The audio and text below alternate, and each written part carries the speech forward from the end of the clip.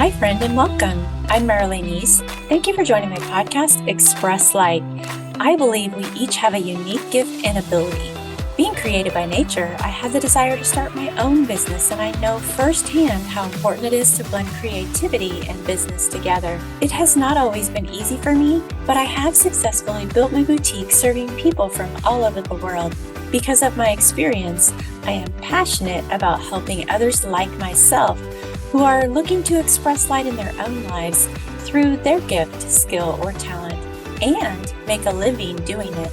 If that's you, tune in each week as I provide tips, interview those who are successful in their craft, as well as share enlightening stories of how to build a business as a creative entrepreneur. Welcome to Express Light.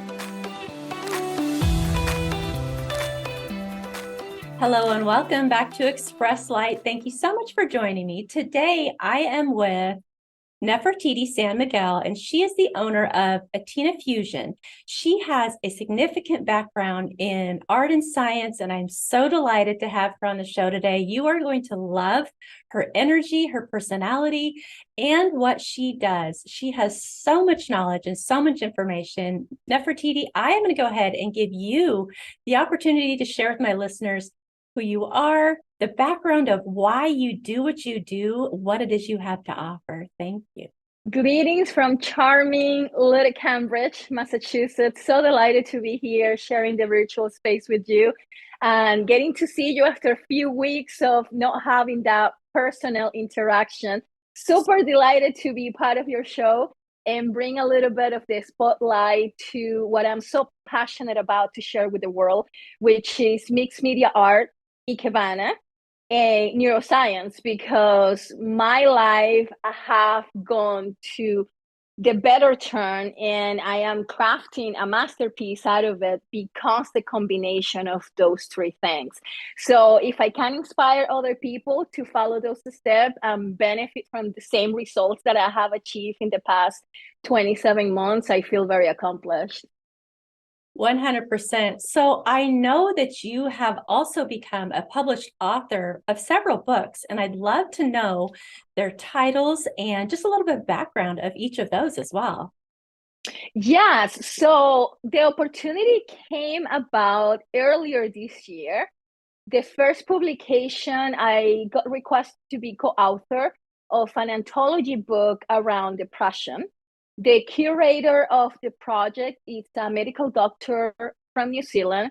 He's also a podcaster and published author. We have been friends virtually for the past 2.5 years or so. And he has been following my work. He finds my background fascinating. And because he looks to bring into the light a holistic approach to mental health, he kindly invited me to bring my brilliance into the publication, and I gladly accept the challenge because it was a challenge. It's a sensitive topic, and you have to vent out your dirty laundry a little bit, because when you talk about depression, there's no other way about it. Mm-hmm. So that was the first publication. The name of the book is Depression Lied to Me, and showcases the female approach and experiences dealing with depression. And there are so many different colors, shades, and tones of depression. And a lot of times you just go undiagnosed. Mm-hmm. You don't know even that there's something wrong with you. And that was my case. My depression was chronic, and it was due to environmental factors. Mm-hmm. And once I came to that realization and did the deep work, I saw the dramatic changes. And now I am very adamant advocate about doing the inner work, dealing with depression, bringing a alternative option to how you can deal with those issues at a holistic level. And that's the chapter that I contributed to the book. Then the second book, which became recently the Amazon international bestseller. Amazing. That project, yes, I'm so thrilled about that. That project was curated and hosted by a podcaster in Australia. So Well, I was sinking into depression 27 months ago. And if somebody told me that I was going to go international in 2022 as a published author and having friends all over the world and having this feeling of a jet setter because I connect with people in Australia and New Zealand and Canada, it's just mind blowing to me.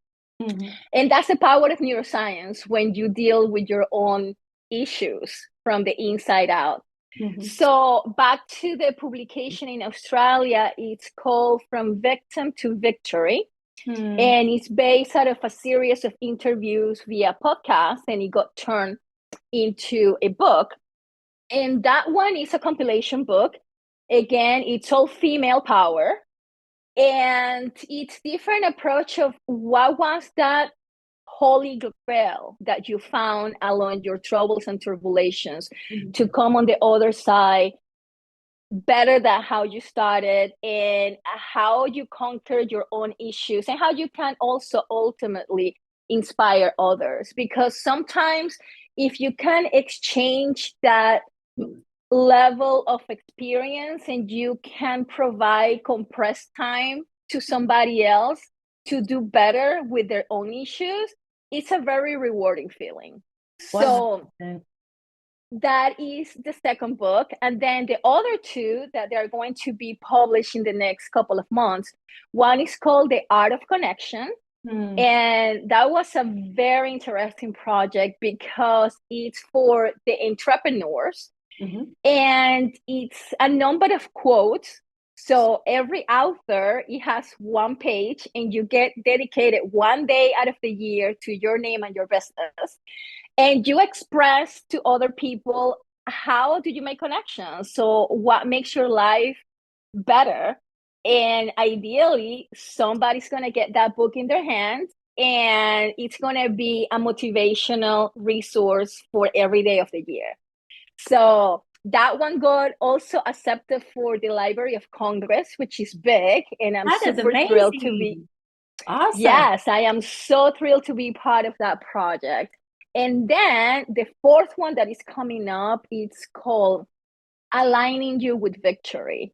Mm. And that was came from a series of podcasts as well. And it's female oriented. So all the co-authors, they have a lot to say about the challenges, the tribulations, and how you get to not only improve your quality of life, but what is your contribution to the world to make it a better place. So Mm. I'm very thrilled with all four different publications, and I'm also working on the content for other two books, but that's for 2023. Nefertiti, you are one amazing woman. I hadn't learned of these titles or even the fact that you were such a published author prior to today. And I am like in awe of you. I know that you are so accomplished in your degrees and in your business, but to know you're also an author and you've been on several podcasts as well, I just want to know the background story. Number one, I want to get into the depression conversation as well, and how you kind of the steps that you took in mastering this, but also I want to know the behind the scenes story of what took you into what you love and what you're doing now. Like early on, did you have a drive for art or a drive for science, that just kind of, questions that you were dealing with that led you down that path? Or is it just something that you've always loved? It has been a very interesting mix of events through my life. Mm-hmm. We all have very interesting stories, and the beginning of mine was not that glamorous or not that sexy, but I come from South America, Mm-hmm. and it's a very macho dominated society, very colonial mentality. I was unwanted child from two sociopath parents. So I endure a lot of hardship. Mm-hmm. And I had to become self-rescue princess from young age. And I always had an inquisitive mind. And that got me into a lot of trouble. But the two things that went kind of parallel, well, actually three of them. One, I was always surrounded by art. Mm-hmm. And later on, I realized that whether you acknowledge it or not, you are the product of the environment. Mm-hmm. So, in the midst of all that mess, emotionally and mentally, I was surrounded by beautiful things. And I had this passion for art, especially performing art, or anything that is related to expressing yourself in some way creative. Mm-hmm. And I wanted to do dance movement. I took some art classes, but for me, it was more a way to keep my mental sanity and detach myself from the chaos. And that was always in the background, but I never saw myself for the future version of me as an adult to be a performer. That what never crossed my mind, but the conditions were right and a number of events happened. And now I am international mixed media artist, which is a beautiful thing. Yes. So when I reach my teenage years and you have to make a choice to go to university, my choice was science. Mm. So I went for chemical engineering, but the issue back then is that the industry was very male dominated. I didn't have the support that I should have had from my family. I was quite discouraged. And when I was year and a half into the program, I dropped. And then I changed to what is labeled as fire art. And that is anything related to high temperatures like enameling, casting, jewelry making. So I switched my education. That got me to United States. I got an offer for a job as a bench jeweler for a couple of jewelry houses in the Caribbean. So that took me onto a different path that I never thought possible. And that's how I came to the United States as a young adult. So then years passes by and I get into the performing arts and I start doing live shows, cultural festivals, showcases for TV shows and that sort of things. And then the whole virus apocalypse took over the world back in spring of 2020. So I was sinking into depression and I had to do something to deal with my depression because it was awful. I was crying my heart out every night. I was dealing with insomnia daily, well, nightly rather. I was having panic attacks. I was having anxiety. Stress was off the chart. So I had to make the decision because that's all in your power. Make that decision. How I bring this to an end and how I'm going to come out on the other side better than what I started. Yes. So I went on a quest and I came across neuroscience. So I started studying neuroscience and intertwining that with the contemplative art of Ikebana, which is the Japanese floral design modality. Intertwining those two things, adding a little sparkle of humanistic Buddhism and also philosophy from Japan, I came up with my own mix and I created a program called From Chaos to Calmness. And that is how to use floral therapy with neuroscience background for you to be the solution to your own troubles. Because the answer and what I call the holy grail comes from within. It doesn't come from the pharmaceutical products. It doesn't come from the shrink. I don't take away credit for those options. It might be the answer to a lot of people, but it was not the answer to me. I'm more into a holistic approach for mental health. And I am very passionate about it. I very enthusiastic about how it's possible when you put your heart and soul into it. Because if you are halfway invested, then you are not going to get the results that you want. So you have to go full out. Hmm. I agree 100%. I love how you say when you're not fully vested, you really do have to put yourself into it 100%. When I listen to your story, I am just in awe. Like I've said previously, like it is just astounding that you took the steps that you had to take, even when you're struggling with your own mindset challenges and environmental challenges. And look at where you are today. I think even though you've had a struggle of a start, you are a better person today because you've been through that and you've been able to help so many people just through your writings and through your thought process and the people that have been around you. I mean, I cannot wait to hear more results of how your books change the lives of people around you. And the one thing that comes to my mind is how you and I met. We met at a conference for 10X stages. And I love that you shared the wow factor because I look at your life and I see that wow factor taking place. I'd love for you to share that little tidbit. I know that is very impactful.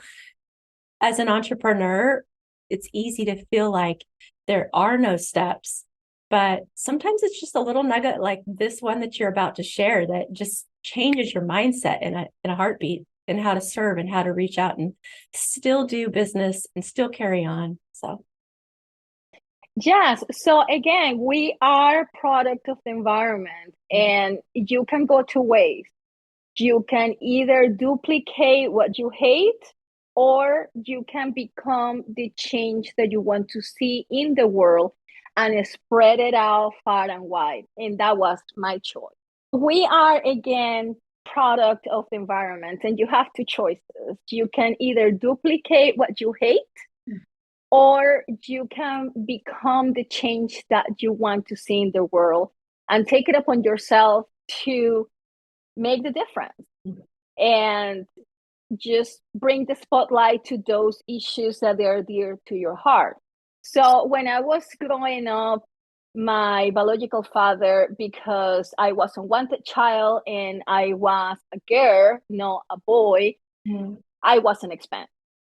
So there was also that struggle, like, well, I don't want to pay for higher education. Let's just arrange a marry and get rid of that expense. Like literally, that was my background. So having that struggle over, financial resources and having that feeling of being an inconvenience, I don't want anybody on the planet to endure that. So I make that effort to show appreciation. And even if it's something inexpensive, make it look fabulous and make you feel that you are loved and you are receiving something that it goes with the best intentions in the world, because it's all about the intention. It's not the same if you throw a check at somebody because you have to pay for something and you are just like, oh, that's an expense. right. Versus doing, for example, the Asian way, that you put the payment inside of a red envelope and you give that payment to the recipient with a smile and say thank you. Yes. It's a total opposite feeling. So I built up that over time.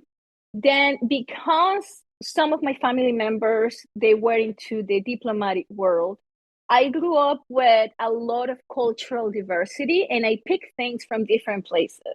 And I bring that cultural mix into everything that I do.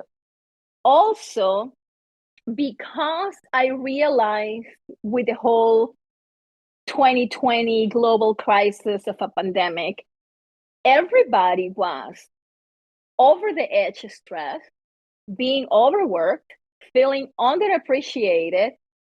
There's a level off the charts negligence everywhere you go. There's no customer service. People don't want to be there. So again, I feel like I have to take it upon myself to deliver smiles and show people that, we can smile a little and be generous. So that's how I came up with the wow factor. Even the simplest thing, I make it look so impressive that it's going to make an everlasting impression in the recipient. And you're so right. I think people are so hungry for connection. I mean, when we were going through the pandemic in the beginning, there's such confusion. And I think confusion really can be the start of depression. You know, you're not sure your circumstances, you're not sure what you're facing, what you have up against you. And entrepreneurs, especially when you're told all of a sudden you can't do business, I mean, where do you go? And so many people were left with questions. And I love that you talk about don't really, you're saying don't stop giving, you know, be forward for the other person and just be really a light to that person and bring the joy and bring the wow factor. And I love that because I feel like the more that I focus on the other person and the individual that I'm serving, the more I find joy, the more I find light and you know, just meaning in what I'm doing. And I love that you share this. It's so true to drop the wow factor for sure. So Nefertiti, you're such a delight. When it comes to the depression that you face, can you think of three significant steps that you really would focus on for maybe an entrepreneur that's struggling, that's saying, hey, I just cannot find a place to start. I don't know for sure if this is what I'm meant to do. I don't know for sure if this is what I want to do. I mean, there was a point in your life where you said, you know what, I'm just going to go on a mission and this is the direction I'm going. So, what do you think brought you to those key points? It was a long chain of events, and it was a lot of pain and misery to endure. Mm-hmm. And I could write an encyclopedia with many volumes around the topic, but I'm going to go as precise as I can in a short amount of time.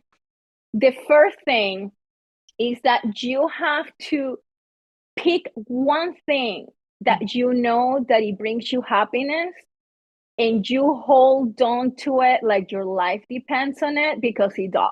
Mm-hmm. Whatever that looks like to you, nobody knows it better than yourself. And you have to do that inner dialogue. You cannot allow the outside factor to tell you expectations, what it should be.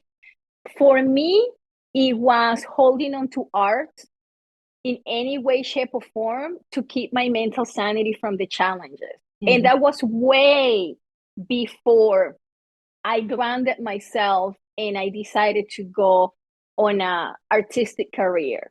But from young age, being surrounded by fantasy characters and mythological creatures, it was escape from reality.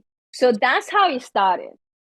And even during the most challenging times, financial struggles, I will find a way how to get that little bit of getaway and surround myself by beautiful things. Mm-hmm. And it could be a museum day that is sponsored by organization and you don't have to pay the admission. It can be a walk out in nature. It can be, even if it's just window shopping, allow yourself to daydream. Don't think like, oh, I don't have the money, because you cannot get a forest of abundance if you are planting seeds of scarcity. That is very important. If you treat yourself with scarcity, you are going to be all your life struggling. Mm-hmm. So you have to pick that one thing that makes you happy and keep it under all circumstances, even if you have to go clandestine. And that was my case. You know, there were times that I had a lot of pressure. I was in very toxic relationships that, you know, my resources were allocated, my time was allocated. Like I didn't have any power over my life. Mm-hmm. And even under those critical circumstances, I will say, oh, I'm working overtime, and I will sneak out and do my thing. Not to stir out the pot, but to have my own escape from reality. Mm-hmm. So that was one of the things. Then being experimental, that is so important and critical. Mm-hmm. Allow yourself to try things, even if it's just one time. Because from those trial and errors, you're going to find new passions and even hidden talents that you were not aware that you had. And that's how I landed where I am right now. If somebody told me that I was going to be best international seller for Amazon in English, when English is not my first language, I will be like, whoa, that's a tall order. But anything is possible. So you have to allow yourself to take the challenge and challenge the situation. Always stretch yourself out of whatever is your norm, because that's what makes you grow. And then the third thing is know your brain, because that is the key to success. I realized after all the things that I have endured in the past 27 months that we are live with, oh, go for success and do, whatever the status quo dictates. But reality is that unless you have inner peace, success, it's never within your power. And I will repeat myself. Without inner peace, success, it's not within reach. Because if you have this mental chaos going on your brain, and I have to keep up with the Johnsons, and I have to match my sister, and I have to please my father, and I have to be like my cousin, you are never going to have success and inner peace. It just doesn't happen. So take the time to look into books and programs related to neuroscience and make it a lifestyle, because you are going to thank me later. That was the success key for me. And I call it my holy grail. So I advocate for neuroscience. All my activities has a neuroscience background, even if the people are not aware of it. The way that I interact with my relationships, customer service, gift giving, all of those things and everything in between, it has a neuroscience background, because we're very multisensory individual. So knowing the mechanics and how you can drop the wow factor is a beautiful thing. You make everlasting impressions and long-term connections. It's so true what you say. And I love how your mind thinks. One thing that I started thinking is I feel like a lot of artists or startup entrepreneurs, like I was sharing, sometimes maybe they're not, kind of like similar to your story. They're not necessarily, maybe parents say, oh, that's so cute or that's so nice, but they never really take off in their passion, because mentally they're stuck and feeling like, well, I don't know if I can really make this a business, or I don't know if I can really be successful. I don't know if I believe in myself, and I love how you bring out the keep it in your mind and don't let go of it. Because if it's your passion, if it's something that you love, you will be successful at it if you focus your mind and your attention and you don't stop keeping that goal in mind. And it's, I'm not a neuroscientist, but I completely relate and understand from the artist perspective where you're coming from on that. So, and for our beloved entrepreneurs out there, I'm going to share two thoughts for you to consider. One, nothing is off the table when it comes to making a business. Because if your vision is your passion, is your talent, and with 8 billion people and growing on this planet, you can make it, and you can make it generously. But the thing is that if you go half invested mentally, success is not going to be within reach. And if somebody told me a few years ago that I was going international showcasing dead flowers, I will say, give me some of that. I want to get high with you. And here I am.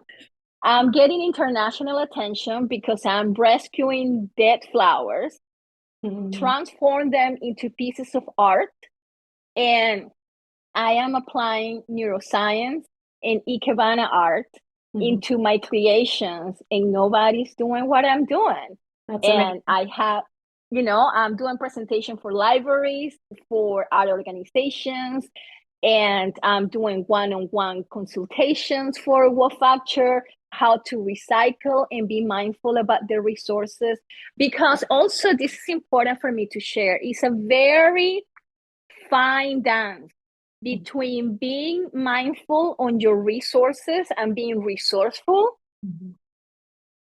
wasting resources, and going borderline with a scarcity mentality.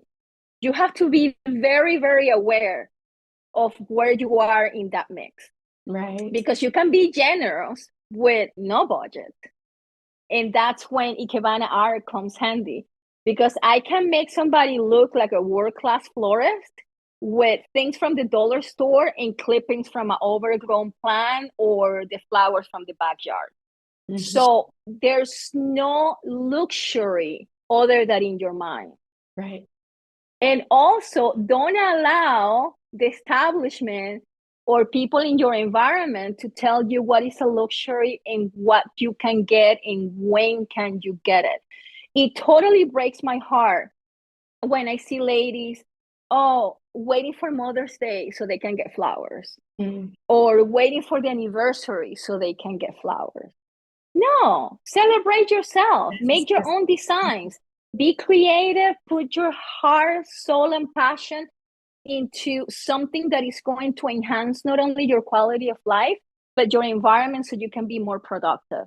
So that kind of intertwines in neuroscience with the Ikebana art and the presentations that I do and the Wow Factor, but they are all connected one to the other. So those are kind of highlights real quick. And it really kind of sums up in, like you talked about the wow factor, but really just your mindset. When you have a goal in mind and when you pursue that goal and you have a passion for it, it is going to come to fruition. I mean, you are the epitome of an example in that, because it's just crazy how successful you've become. And I absolutely love I'm sad for parts of your story, but I love how those parts all came together.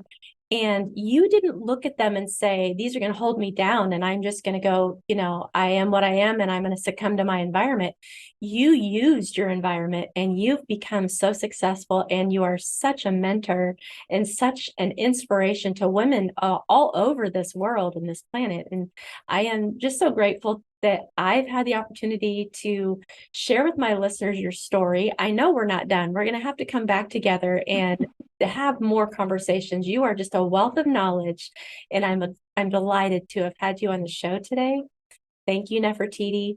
If you do not follow Nefertiti, you definitely need to do so. She's an amazing woman and an accomplished woman with a wealth of information for you if you're struggling with depression, or if you want to know how to write a book, or if you're an artist, or if you have any interest in neuroscience. She has the answers for you.